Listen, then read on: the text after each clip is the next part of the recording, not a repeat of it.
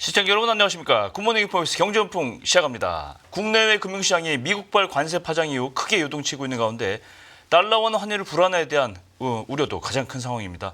그만큼 환율이 우리 경제에 미치는 영향이 크기 때문인데요.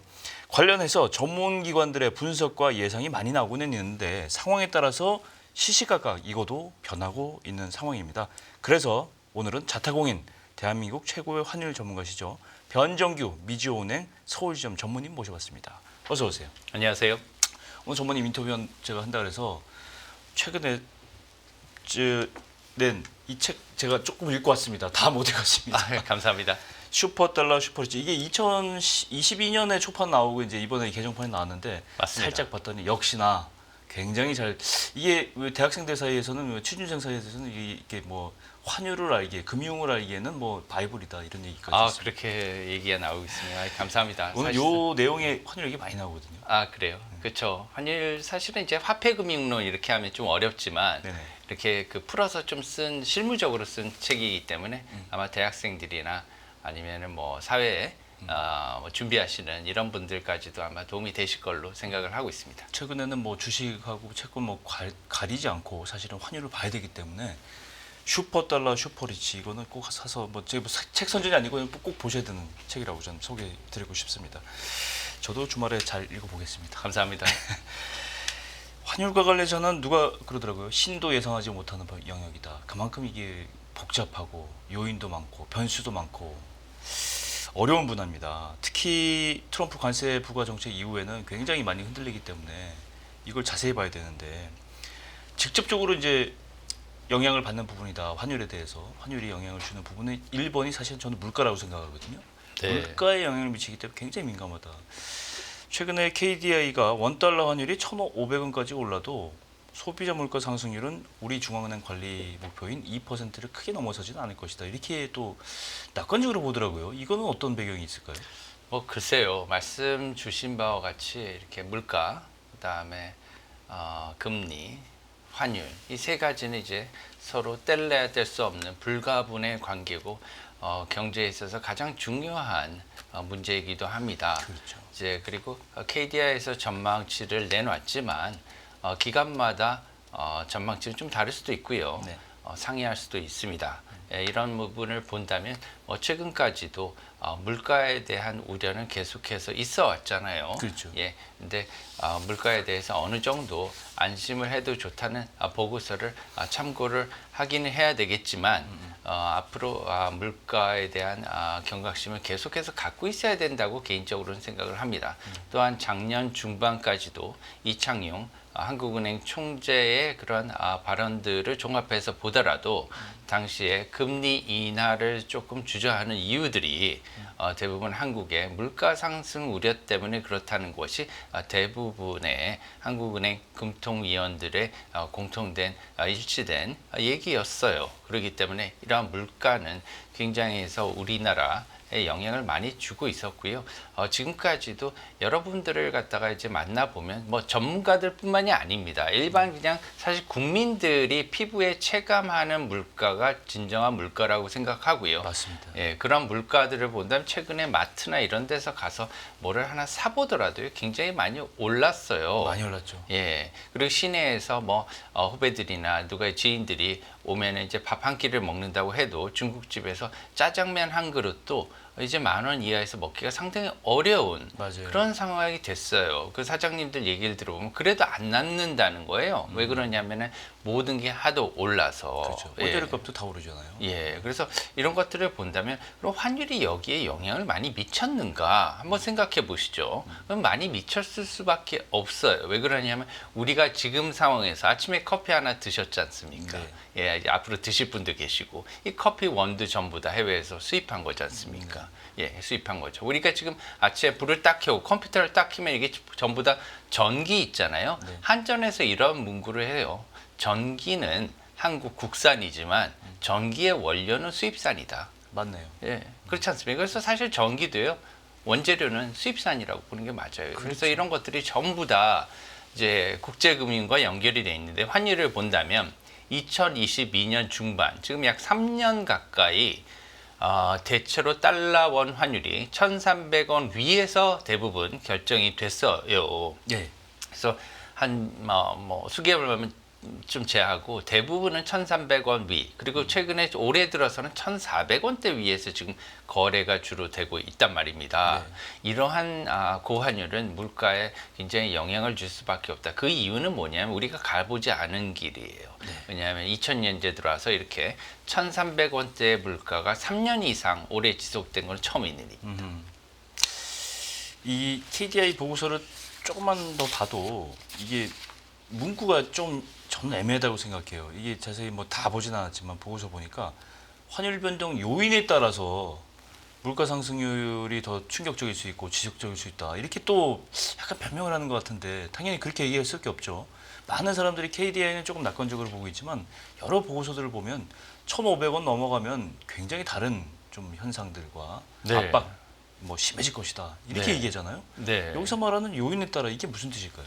KDI는 굉장히 공신력 있는 한국의 주요한 이러한 경제 기관입니다. 예. 그렇기 때문에 굉장히 중요하고 이것을 갖다가 원형화하는 것이 굉장히 중요하다고 생각하는 반면에 또한 이것을 갖다가 좀 저희가 시청자들한테 간단하게 제가 생각하는 뷰대로 조금 말씀을 드리면 네. 단기적으로나 장기적인 요인들이 이렇게 있어요. 분명히 KDI에서 말씀하시는 것과 같이 있긴 있지만 이것을 분류하는 것도 사실 어떻게 보면은 판단의 영역이기 때문에 그렇죠. 조금 일률적으로 얘기할 수는 없다 이렇게 생각을 하고요. 간단하게 저희가 환율 상승 최근에 이렇게 1,400원대 위로 올라온 환율이 지속되는 이렇게 고환율이 지속되는 원인을 간단하게 한 4가지로 짚어볼 수가 있습니다. 네.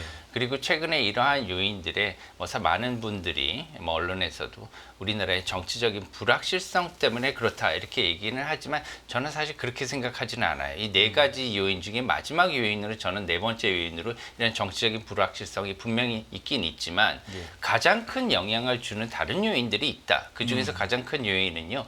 한미 금리 역전 폭이 이렇게 커졌다는 거예요. 지금 미국의 기준금리가 4.5% 상당 기준, 우리나라가 지금 2.75% 아닙니까? 네. 175bp, 175 퍼센트 포인트, 1.75% 포인트, 175bp인데 이렇게 큰 그 기준금리의 역전폭, 보통은 이제 역전이라고 하면 반대로 가는 거 아닙니까? 그렇죠. 보통은 신용등급이 미국이 높기 때문에 더 낮아야 돼요, 기준금리가. 그렇죠. 예, 근데 이제 한국의 기준금리가 더 낮은 거죠.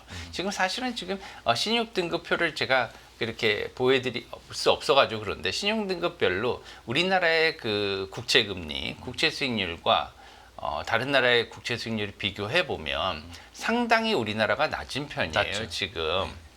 영국, 프랑스, 심지어 독일의 10년물 국채 금리를 우리나라 10년물 국채와 비교해 보는데 현재 물론 프랑스나 영국 같은 경우는 훨씬 높고요, 우리나라보다. 심지어 독일의 10년물 국채도요, 우리나라 국채 수익률보다 좀 높습니다. 그렇군요. 지금 이 정도 상황이거든요. 그렇기 때문에 우리나라의 금리 수준은 상당히 낮은 편이다. 그리고 금리가 낮으면 어떠한 영향을 줄지는 일본이 굉장히 극명하게 알려줬어요.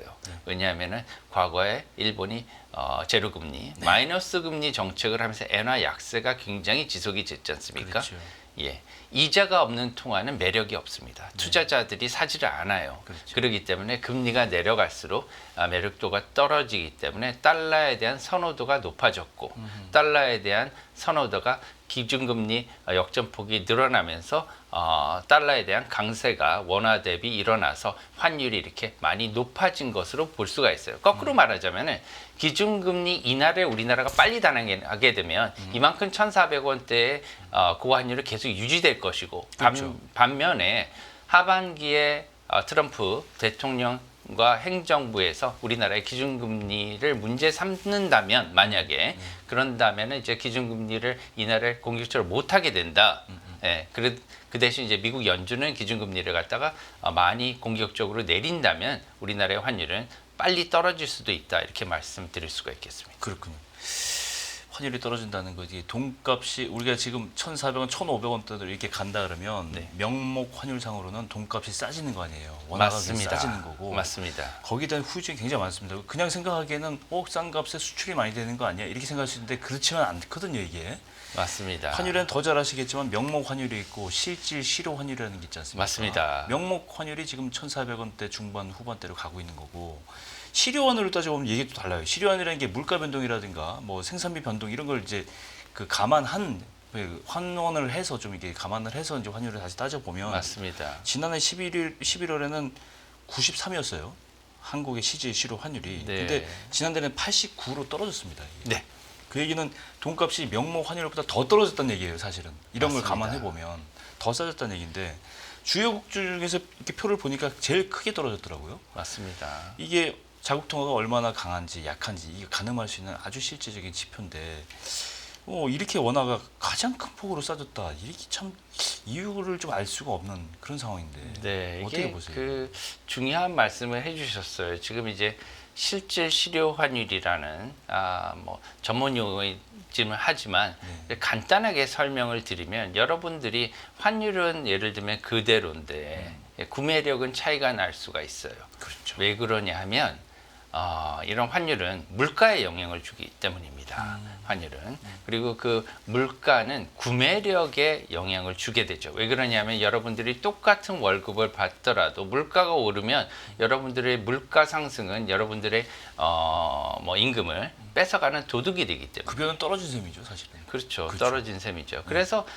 일단 우리가 접하는 1,400원대 환율, 지금 보는 환율은 명목 환율이라고 해요. 그렇죠. 예, 그렇지만 물가까지도 고려한, 예를 들면 양국의 물가가 예를 들면 미국이 훨씬 많이 올랐어요. 예, 많이 올랐고 한국은 상대적 물가가 덜 올랐다. 예, 그렇게 되면은 미국 달러의 실질 실효 환율은 확 올라가게 되거든요. 그렇죠. 예, 그렇게 되면은 우리나라 수출은 달리겠지만 또 다른 여러 가지 문제점이 일어나게 되는 거예요. 그런 지금 상황이 일어난 거예요. 왜냐하면은 현재 달러 약세가 많이 진행이 됐지만 유독 원화만 가치가 평가절하된 상태입니다.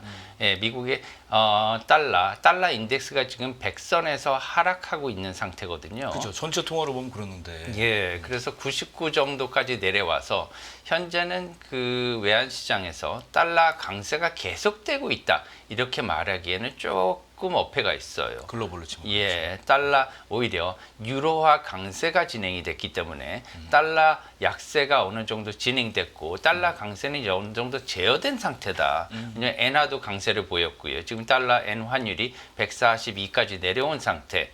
예, 그리고 유로화는 굉장히 초강세를 나타냈단 말이에요. 그래서 유로 달러 환율이 지금 현재 1.02 페리티 수준에서 연초 지금 현재 1.14 달러 수준까지 이렇게 올라왔어요. 왜냐하면 유로화는 기준이기 때문에 올라가는 게 유로 강세를 그렇죠. 나타냅니다. 그래서 지금 보시면 그래서 지금 만약에 한 달에 제가 예를 들어서 볼게요. 그래서 한 달에 환율이 200원이 올랐다. 200원이 올라서 지금 1,400원에서 1,600원이 됐다. 그러면은 이제 그 수입자들은 1,600원의 물건을 수입해야 되잖아요. 비싸게 수입. 예, 그래가지고 그렇게 팔아야 되는 거예요. 200원 올려서 팔 수밖에 없는 겁니다. 그러면 소비자들은 이것을 갖다 감내를 해야 돼요. 그래서 이런 것들이 뭐냐면 실질 실효 환율은 구매력을 고려한 환율이다 이렇게 볼 수가 있고요. 그래서 지금 이제 그 실질 실효 환율이 90이라는 거는 지금 현재 이제 원화 가치가 10% 정도 하락했다는 것을 의미를 하고 있긴 한데 지금 수출이 잘 될 것 같다는 것만 지금 생각하면 안 되고 사실은 원화가 그만큼 다른 나라 대비 지금 물가는 사실은 크게 다른 나라와 상승률이 차이가 없다고 저는 개인적으로 봐요. 지금 그런데도 불구하고 원화 가치가 상대적으로 달러 인덱스가 99선까지 내려갈 때까지 그리고 엔화가 142엔 때까지 내려가고 유로 환율이 지금 유로 달러 환율이 1.14대까지 올라갈 때까지도 원화 환율이 계속해서 달러 원 환율은 1,450원대 및 1,400원에서 1,450원대 사이에서 지금 거래가 되고 있기 때문에 이렇게 높게 환율이 거래되고 있기 때문에 원화가 저평가된 상태다. 그래서 실질 실효 환율이 이렇게 내려와 있다. 이렇게 보다 정확하게 말씀드릴 수가 있겠습니다. 그렇습니다. 이 원초적으로 보면 원화가 인기가 없는 거잖아요. 네. 외국에서 봤을 때 예. 결국은 그러면 이제 외국인 투자들이 환율이 계속 우리 원화가 약세 1,400원 후반대 만약에 1,500원대까지 가면 외국인 투자자들은 계속 이제 자본을 유출할 거 아닙니까? 그럼 계속 이제 원 달러 환율이 계속 올라갈 거고 그렇게 되다 보면 외국인 탈출 러시 뭐 이런 기사도 나오고 그러면 외국 애들 보면 신용 등급에 문제가 생길 거고 그러면 환율이 더 악화될 거고 뭐 이렇게 되는데 그러면 미국 이제 트럼프 행정부에서 우리를 바라보는 시각은 또 반대예요. 이거 일부러 이렇게 우리 관세 때리니까 환율 약하게 해서 수출 가격 떨어뜨려 갖고 이렇게 환율 조작하는 거 아니냐 이렇게 이거 굉장히 억울하잖아요. 그렇죠. 우리는 굉장히 이게 당혹스러운 일인데. 우리 지금 내려갈 것을 사실 원하고 있는 상태죠. 그럼에도 불구하고 내려가지 않는 상태입니다. 그렇죠. 근데 이거를 미국 행정부에서는 이거 니네가 일부러 이렇게 이러는 거 아니야? 뭐 이런 시각도 있다. 이런 얘기가 나오는데 사실상 우리 정부는 사실 정부로 중앙은행이 일단 이 달러 값이 너무 이제 올라가고 원화 값이 너무 싸지는 걸 막기 위해서 이제 매도 개입을 하고 있단 말이에요. 사실은 달러를 열심히 좀 이렇게 팔고 맞습니다. 원화를 사주는 예. 시장 개입을 좀 하고 있는데 그럼에도 불구하고 이런 시각을 갖고 있다는 게 저는 굉장히 억울하다. 보니까 지난해 외환시장 안정화 조치에서 한국은행이 111억 달러를 매도했어요. 맞습니다. 이렇게까지 했는데.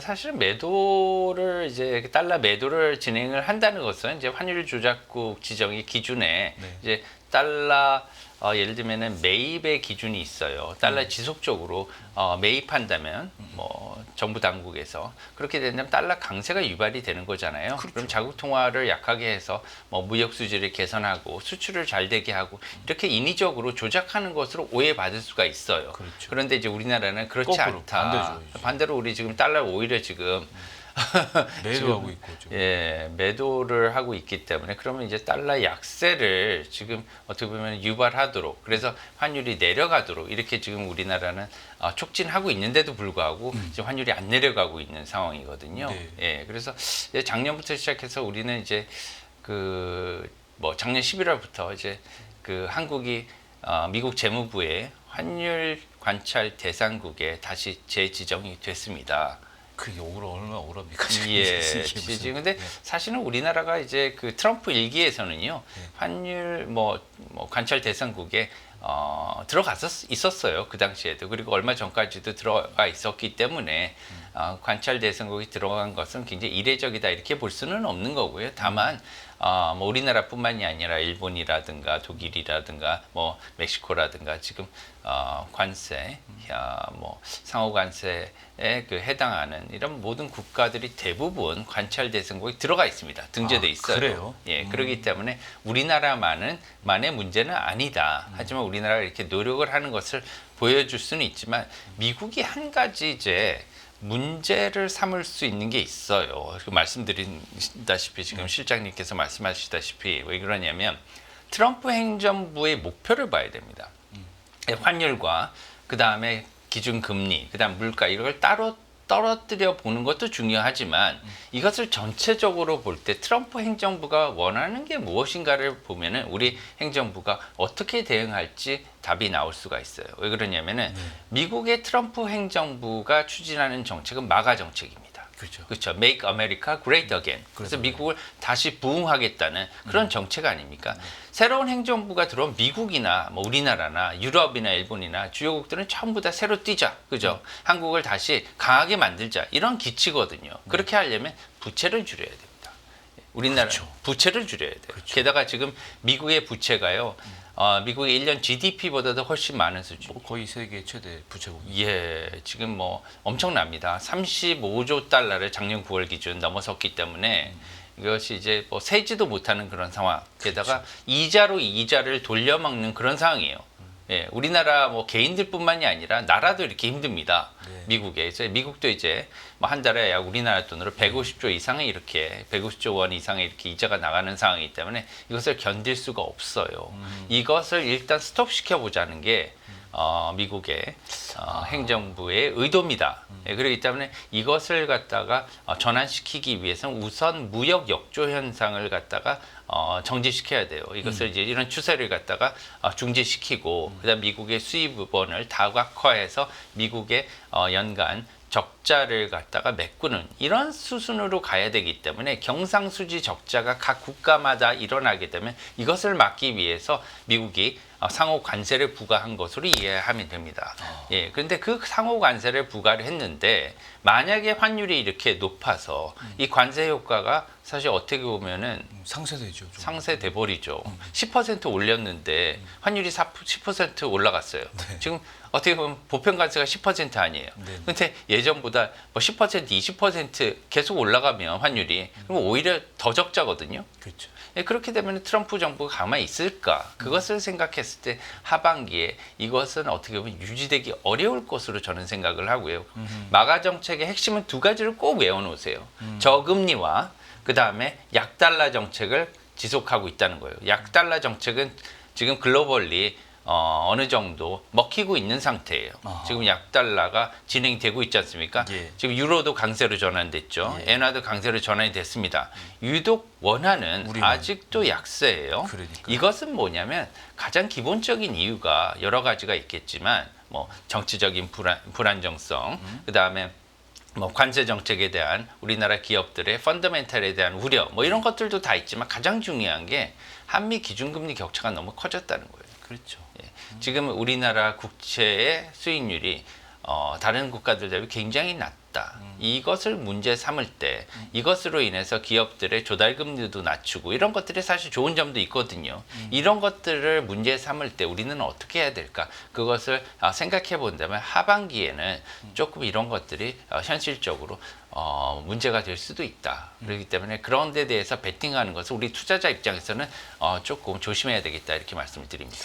그러면 여기서 시청자분들도 그렇고 저도 이제 약간 여기서 뭐 헛갈릴 수 있는 부분인데, 그러면 미국이 원하는 것은 지금 재정 상태 개선을 위해서 글로벌리 전체적으로는 달러가 지금 너무 강하니까 약세 기조로 좀 돌려놓자라는 게 일단 1번이죠. 맞습니다. 이 미션이잖아요. 네. 근데 우리만 이게 강한 달러가 계속되고 있는 거예요 지금. 이제 그래서 우리만 그렇게 된 거예요. 이게 불만인 거죠. 미국 그러면 우리만 타겟으로 해서 뭔가 환율 지금 사실 환율 조작국이 아니라 이 환율 조작국은 아니잖아요 지금. 환율 조작국 관찰 대상. 관찰 대상인데 이거를 만약에 이상하게 틀어서 너 특별 관리하겠어 환율 조작국으로 하겠어 이런 식으로 나오면 굉장히 또 파장이 커질 수 있는. 트럼프 문제가. 일기에서는 중국을 지정을 했습니다. 그랬죠. 예, 그렇기 때문에 이것을 갖다 지금 예측 불허한 상황이기 때문에 우리나라 이것을 굉장히 조심할 필요성이 있어요. 그래서 하반기에 우리 뭐 경제가 조금 둔화되는 이러한 지금 굉장히 그 마이너스 성장 수치가 나오지 않았습니까 최근에. 그럼에도 불구하고 금리를 기준금리는 낮춰야 되는 상황이에요. 한국은행도 굉장히 어떻게 보면 딜레마에 빠진 그런 상태입니다. 그러네요. 예, 금리를 인하를 해야 되는데 금리 인하를 하게 되면 환율이 다시 올라갈 수 있는 소지가 있어요. 금리를 한다는 건 원화가 더 싸지는. 예, 환율이 상승하지 않더라도 1,400원대에 이러한 고환율이 고착화 될 수 있단 말이에요. 그렇죠. 그러면 이것을 갖다가 문제를 반드시 삼을 거란 말이에요. 환율을 갖다가 누구도 예상은 못한다고 하지만 예. 사실은 오늘 내일의 환율은 어떻게 될지 모르지만 지금 하반기의 환율은 대체로 추세는 우리가 알 수 있단 말이에요. 이렇게 높은 환율을 갖다가 미국이 놔두지 않을 겁니다. 게다가 우리나라의 지금 기준금리가 상당히 낮은 상태예요. 다른 국가들 대비해서 지금. 그렇기 때문에 그런 면에서 본다면 고평가된 달러, 우리나라 국내에서만 고평가된 달러가 그대로 있는 데 대해서 베팅을 한다면 위험이 리스크가 크다 투자자들은 이렇게 말씀드릴 수가 있습니다. 그럼 단도직입적으로 2분기를 포함해서 이제 하반기 원달러 환율의 흐름은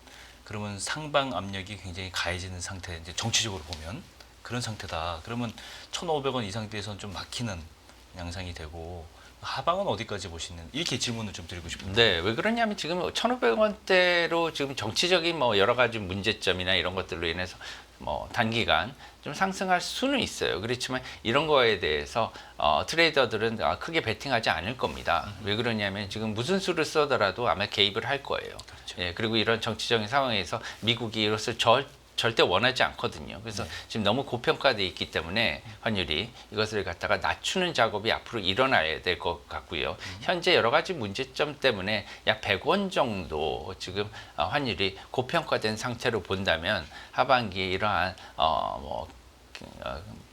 기본적인 이러한 구도가 조금씩 바뀌게 된다면 기본 펀더먼트를 봤을 때 말씀드린 그러면 1,300원 중후반대까지도 다시 내려갈 수 있는 예, 아직 게다가 가능성이 있다. 맞습니다. 게다가 여러 가지 이벤트들이 지금 예약이 돼 있어요, 우리나라에.